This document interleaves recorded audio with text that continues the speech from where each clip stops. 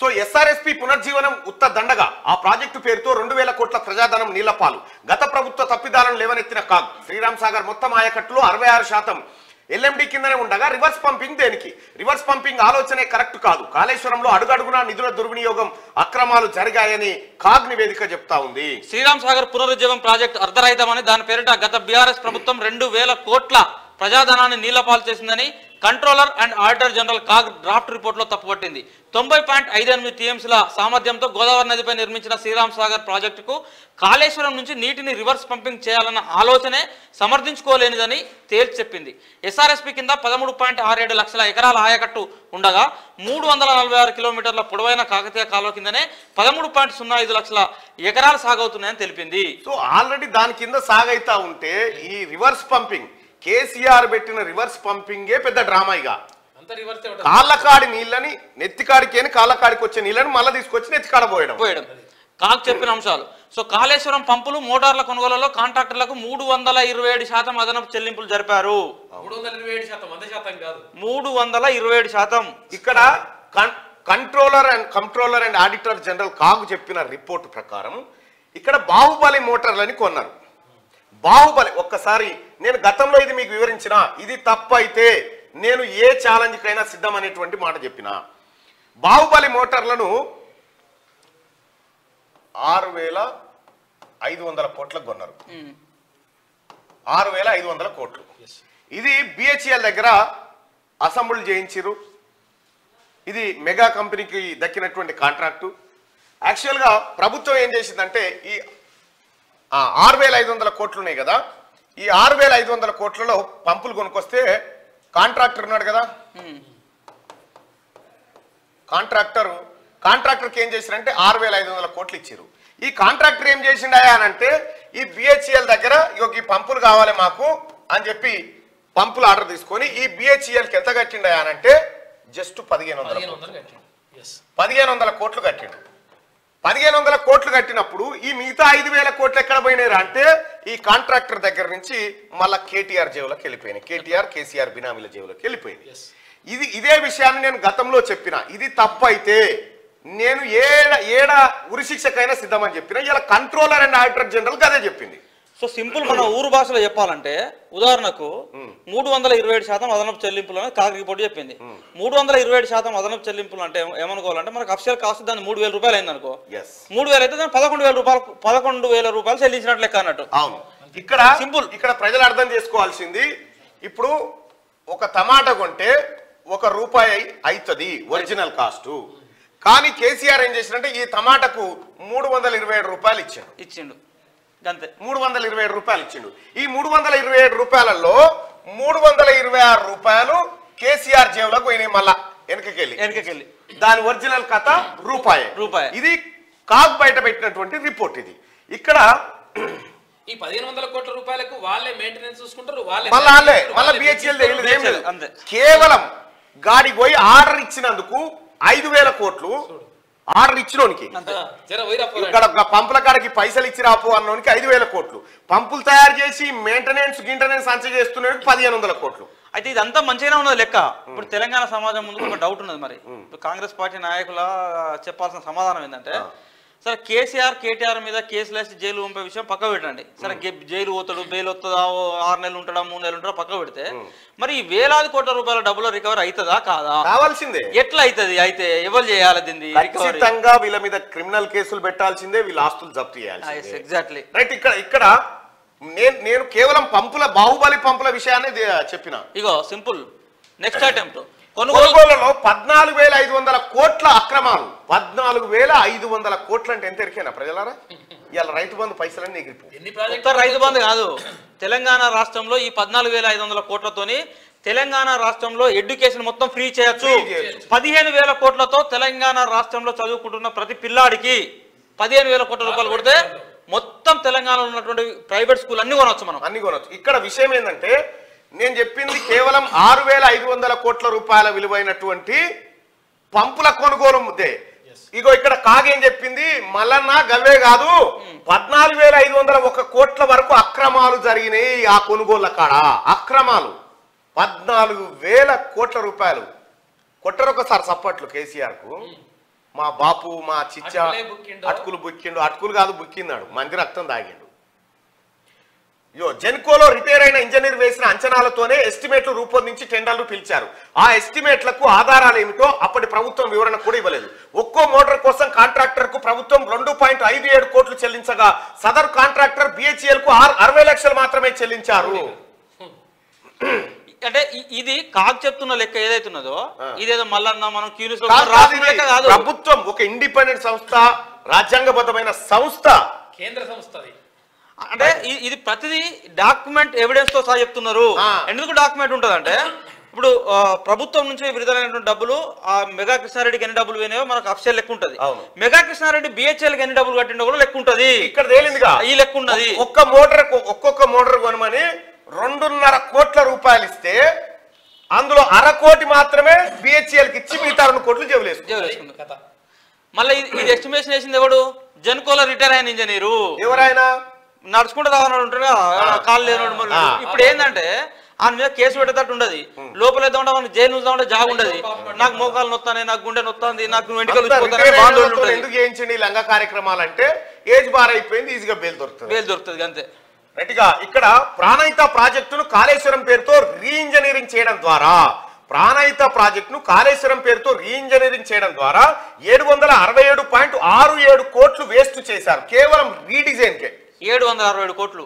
ఇక కొండపోచమ్మ సాగర్ కోసం 74.07 కోట్లతో గ్రావిటీ కెనాల్ తవ్వగా ఆ కెనాల్ మల్లన్న సాగర్ లో మునిగిపోయింది. ఫలితంగా 74.07 కోట్లు కూడా వృధా అయ్యాయి. నీళ్లు పాలు, కేసీఆర్ పాలు. సుందిల్లా, అన్నారం, మేడిగడ్డ బ్యారేజీల్లో వరదకు సీసీ బ్లాక్లు, ఇతర నిర్మాణాలు కొట్టుకపోయి 189.93 కోట్ల నష్టం వాటిల్లింది. వాటి రిపేర్లకు మళ్ళీ 476 కోట్లు ఖర్చు చేశారు. పంపులు మునిగితే చూడ ఈ లెక్క ఎంత మంచిగున్నదో. నష్టం వాటిల్లింది 189 కోట్లేనట. రిపేర్ చేసినప్పుడు మళ్ళీ 470 కోట్లు అయిందట. నష్టం ఎంత వచ్చిందా అంటే 180. నీళ్ళలో మునిగిన పంపుల నష్టం ఎంత అంటే 189 కోట్లు. వీటిని బాగా చేస్తానికి ఎంత ఖర్చు పెట్టారు అంటే 476 కోట్లు ఖర్చు పెట్టారు. ఇక వీళ్ళని ఏం చేద్దాం చెప్పు.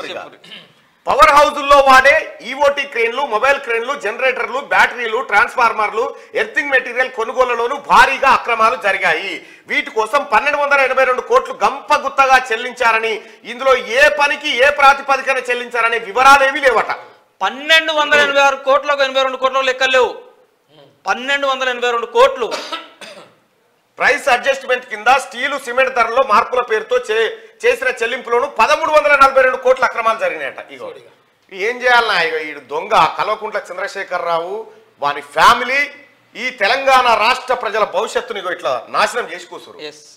ఇది నేను మొదటి నుంచి చెప్తాను ఉన్నా, ఇది అవినీతి జరుగుతుందో వీడు ఇక మళ్ళీ ఏమనంటే కాళేశ్వరము పాట ఈడ న్యూయార్క్ కాడ టైమ్ స్క్వేర్ కాడ ఎత్తారు, బుర్జ్ ఖలీఫా మీద. దీనికి ఇక మన ఆటగాళ్ళు, పాటగాళ్ళు, యూట్యూబర్లు, ఆ తర్వాత ఇతర రాష్ట్రాల నుంచి వచ్చిన బస్సులు కట్టుకొని టూరిస్టులు పోయి చూసొచ్చుడు అందాలు ఇదా. సో నీకేమన్నా సిగ్గుందా కేసీఆర్? ఎవరి సొమ్ము నీ అయ్యా జాగిరా ఇదంతా? నీ తాతలు సంపాదించిందా? ఈ పిల్లల భవిష్యత్తు ఇది. తెలంగాణ రాష్ట్ర ప్రజల భవిష్యత్తు నాశనం చేసి మీ బొక్కసారాల్లో నింపుకున్నారు. ఇక చూడరు ప్రజలారా, కొనుగోలు కేవలం మెటీరియల్ కొనుగోలు కానీ 14,500 కోట్లు తిన్నారు వీళ్ళు. ఇప్పుడు అఫీషియల్ పోల్ ఏమన్నా పెట్టే అవకాశం ఉంటే తెలంగాణ ప్రజలను ఒక పోల్ పెట్టి ఒక ప్రశ్న అడగాలి. ఏంది అంటే తెలంగాణలో 2014లో కేసీఆర్ అధికారంలో రాకముందుకున్నటువంటి బీఆర్ఎస్ పార్టీ యొక్క ఆస్తుల విలువ ఈ రోజు విలువ ఇప్పుడు ఈ రోజు 2 లక్షల కోట్ల రూపాయల ఆస్తులు అఫీషియల్ గా పార్టీ చూపిస్తున్న లెక్కల ప్రకారం వచ్చినాయి. ఆ 2 లక్షల కోట్ల రూపాయల దగ్గర నుంచి ఆస్తుల దగ్గర నుంచి ఈ 20,000 కోట్ల రూపాయలు రికవర్ చేయాలన్నా వద్దా? టీఆర్ఎస్ పార్టీకున్న ఆస్తులన్నీ కబ్జా పెట్టాలి. ఫస్ట్ టీఆర్ఎస్ పార్టీని ప్రభుత్వం జప్తు చేయాలి. టీఆర్ఎస్ పార్టీని కేటీఆర్ బినామీల లిస్ట్ మీకు తెలియకపోయి మమ్మల్ని అడుగు మేము ఇస్తాం. అయితే వీళ్ళందరికి సంబంధించినటువంటి ఆస్తులను జప్తు చేయాలి. ఫస్ట్ వీళ్ళ పాస్పోర్ట్లన్నీ సీజ్ చేయాలి ఎటు పారిపోకుండా. ఇంకా ఇవాళ ఇంకోటి ఉండే కదా ఎవడు వీసాలకు సంబంధించినోడు, వాస్తవానికి ఇలా పెడదాం అనుకున్నా కానీ ఇక ఈ అడవిలో అది వద్దు, రేపు ఎల్లుండో పెడతా. అయితే విషయం ఏంటంటే ఇక్కడ కాగు చెప్పినటువంటి లెక్కల ప్రకారమే నిజంగా నాకు కొనుగోలు కాడ గింతైంది అనుకోలే. నేను 14,500 కోట్లు గింతైంది అనుకోలే. చూడు ఇంకా కాళేశ్వరం టెండర్లు లేకుండా 30,000 కోట్ల పనులు ఒకే సంస్థ కట్టబెట్టడంపై విజిలెన్స్ ఫోకస్. 3వ టీఎంసీ పనుల్లో భారీగా అక్రమాలు, త్వరలోనే ప్రభుత్వానికి రిపోర్ట్ ఇవ్వబోతా ఉన్నారు. కొడుకును గొర్ర గుంజుకొచ్చి ఈ సెట్టుకో పంగ ఆ సెట్టుకో పంగ కట్టేసి అడగాలి. అడుగుడు కాదు దొంగనా కొడుకులు వీళ్ళంతా. నేనేమంటున్నా అంటే సమాజం, తెలంగాణ సమాజం కూడా ఆలోచించాల్సిన విషయం. కటింగ్ ఇక్కడ తెలంగాణ సమాజం కూడా ఆలోచించవలసిన విషయం ఉన్నది. ఆలోచించాల్సిన విషయం ఏంటంటే అటుపెట్టు కెమెరా ఉందా? సో తెలంగాణ సమాజం కూడా ఆలోచించాల్సిన విషయం ఏంటంటే నిజంగా సమాజంలో ఎవరైనా ఒక్కరికో ఇద్దరికో వ్యక్తులకు నష్టం చేసినటువంటి వాళ్ళను వెంటనే తీసుకురావాలి, వాడికి అన్యాయం చేసిండు, నష్టం చేసిండు, వీని ఎన్కౌంటర్ చేయాలి, నడి రోడ్డు మీద కాల్ చంపాలని చెప్పేసి ఆందోళన చేసే సమాజం ఇలా లక్షలాది మంది విద్యార్థుల జీవితాలతోని తీసుకో